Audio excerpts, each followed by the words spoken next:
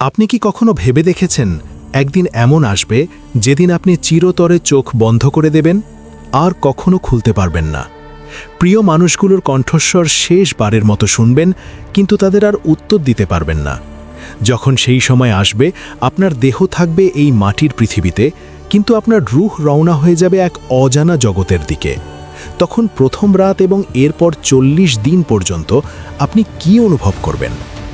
আজ আমরা একসাথে সেই রহস্যময় বরজাখের জগতে প্রবেশ করব, যে সফর প্রত্যেক মানুষকেই করতে হবে।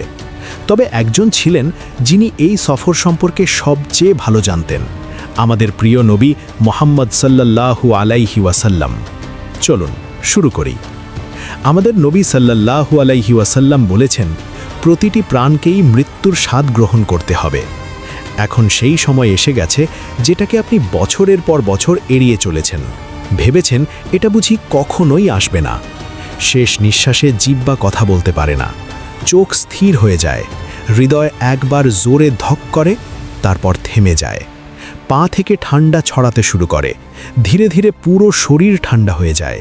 কিন্তু এটি কোনো সাধারণ ঠান্ডা নয়, এটি একটি সংকেত যে রূহ শরীর থেকে বের হতে চলেছে। সেই সময় রূহ প্রথমে পা থেকে, তারপর পা বেয়ে উরু, পেট, বুক হয়ে অবশেষে গলায় এসে পৌঁছে যায়।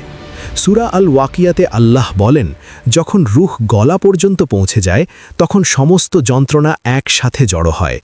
মনে হয় যেন পুরো শরীর একসাথে ছুরি দিয়ে কেটে ফেলা হচ্ছে। হাদিসে এসেছে, রূহ শুরুতে দেহে আসতে চায়নি, তাই বের হওয়াটাও কঠিন করে দেওয়া হয়েছে।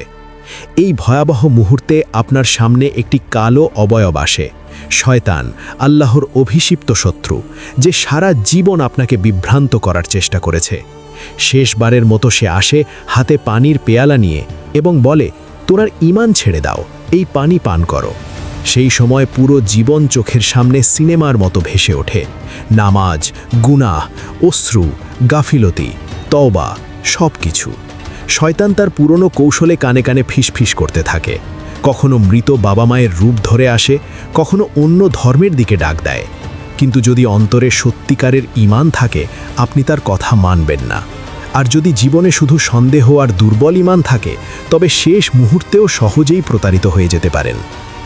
তবে এটাও জেনে রাখা জরুরি, শয়তান পানি নিয়ে আসে এই বিষয়ে সরাসরি সহিহ হাদিস নেই। এটি তাফসিরে দুর্বল বর্ণনার মাধ্যমে এসেছে, কিন্তু এটি মানুষকে তওবার দিকে ফিরিয়ে আনে, এটাই এর শিক্ষা। নবী সাল্লাল্লাহু আলাইহি ওয়াসাল্লাম বলেছেন, যে অবস্থায় তুমি মৃত্যুবরণ করবে, সেই অবস্থাতেই তোমাকে পুনরুত্থিত করা হবে।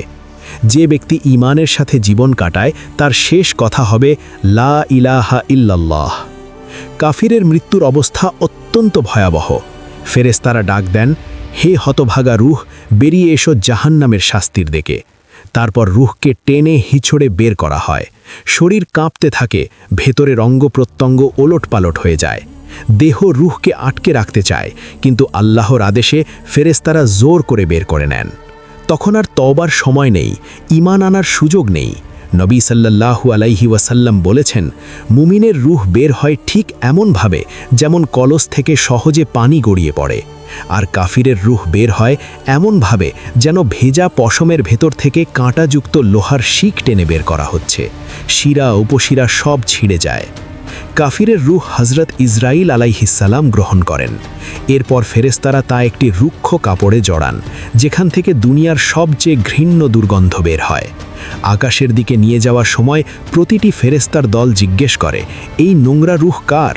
উত্তর আসে তার দুনিয়ার সবচেয়ে খারাপ নাম ধরে। প্রথম আকাশে পৌঁছে দরজা খোলার আবেদন করা হয়, কিন্তু দরজা খোলা হয় না। তারপর আল্লাহর আদেশ আসে, এর নাম সিজ্জিনে লিখে দাও, পৃথিবীর সবচেয়ে নিচে। এরপর রূহকে উপর থেকে ছুঁড়ে ফেলা হয়। কিন্তু মুমিনের ক্ষেত্রে ঠিক উল্টো। ফেরেশতারা নুরানি চেহারা নিয়ে আসেন, মুখ উজ্জ্বল, কণ্ঠে দয়া। তারা বলেন, হে পবিত্র রূহ, বেরিয়ে এসো তোমার রবের রহমত ও ক্ষমার দিকে। রূহকে রেশমে জড়ানো হয়, সুগন্ধি লাগানো হয়। আকাশে উঠতে থাকলে ফেরেশতারা জিজ্ঞেস করেন, এ তো সুন্দর ঘ্রাণ কার? তখন তার দুনিয়ার সবচেয়ে সুন্দর নাম ও গুণাবলী বলা হয়। সপ্তম আকাশ পর্যন্ত সব দরজা খুলে যায়। আল্লাহ বলেন, আমার বান্দার নাম ইল্লিয়িনে লিখে দাও। তারপর আদেশ হয়, একে আবার পৃথিবীতে ফিরিয়ে দাও, সেখান থেকেই সৃষ্টি করেছি, সেখানেই ফেরত পাঠাতে হবে, আর সেখান থেকেই পুনরুত্থান ঘটবে। মৃত্যুর পর দেহ মাটিতে থাকে, গোসল করানো হয়। নবী সাল্লাল্লাহু আলাইহি ওয়াসাল্লাম বলেছেন, তোমাদের মৃতকে ভালোভাবে গোসল করাও, কারণ রূহ এখনও দেহের সাথে এক অদ্ভুত সম্পর্ক রাখে, প্রতিটি পানির স্পর্শ সে অনুভব করে। এরপর কাফনে জড়ানো হয়, সেলাইবিহীন সাদা কাপড়। যে মানুষ ঘন্টার পর ঘন্টা কাপড় বেছে নিত, আজ তার জন্য মাত্র 3 টুকরো কাপড়। জানাজা হয়, জানাজার নামাজ পড়ানো হয়, তারপর কবরে নামানো হয়, প্রথম মুঠো মাটি ফেলা হয়। আপনি তখন সব শুনতে পারেন, কিন্তু উত্তর দিতে পারেন না। সবাই চলে যায়, পায়ের শব্দ দূরে সরে যায়। তারপর কবর কেঁপে ওঠে, দেওয়াল সংকুচিত হয়, মুনকার ও নকির আসে, চোখে বিদ্যুৎ, কণ্ঠে বজ্র, চুল মাটি ছুঁয়ে যায়। প্রশ্ন করা হয়, তোমার রব কে, তোমার দিন কি? তারপর আসে তৃতীয় প্রশ্ন, সবচেয়ে বড়, সবচেয়ে সুন্দর, আবার সবচেয়ে ভয়ঙ্কর প্রশ্ন। ফেরেশতারা বলেন, দেখো। হঠাৎ কবরের অন্ধকারে নূর ছড়িয়ে পড়ে, একটি মুবারক চেহারা প্রকাশ পায়, যে চেহারাকে দুনিয়া সবচেয়ে বেশি ভালোবেসেছিল, যাকে দেখে সাহাবীরা কাঁদতেন, তিনি আমাদের নবী মুহাম্মদ সাল্লাল্লাহু আলাইহি ওয়াসাল্লাম। ফেরেশতারা বলেন, এই ব্যক্তি সম্পর্কে তুমি দুনিয়াতে কি বলতে? মুমিন কান্না ভেজা কণ্ঠে বলে, ইনি আল্লাহর রসুল মুহাম্মদ সাল্লাল্লাহু আলাইহি ওয়াসাল্লাম। ইনি হক নিয়ে এসেছিলেন, আমি তার কথা মেনেছি, তার সুন্নাহ অনুসরণ করেছি, তাকে ভালোবেসেছি। এই সেই কালিমা, আশহাদু আন্না মুহাম্মাদার রাসূলুল্লাহ, যা দুনিয়াতে পড়েছিল, আজ কবরে কাজে এলো। আর মুনাফিক বা বেদীন ব্যক্তি বলবে, আমি জানি না, মানুষ যা বলতো আমিও তাই বলতাম। যদি উত্তর সঠিক হয়, একটি নুরানি অবয়ব আসে এবং বলে, আমি তোমার নেক আমল, তোমার নামাজ, রোজা, সেজদা, অশ্রু, কিয়ামত পর্যন্ত আমি তোমার সাথে থাকব। কবর প্রশস্ত হয়ে যায়, জান্নাতের বাতাস আসে।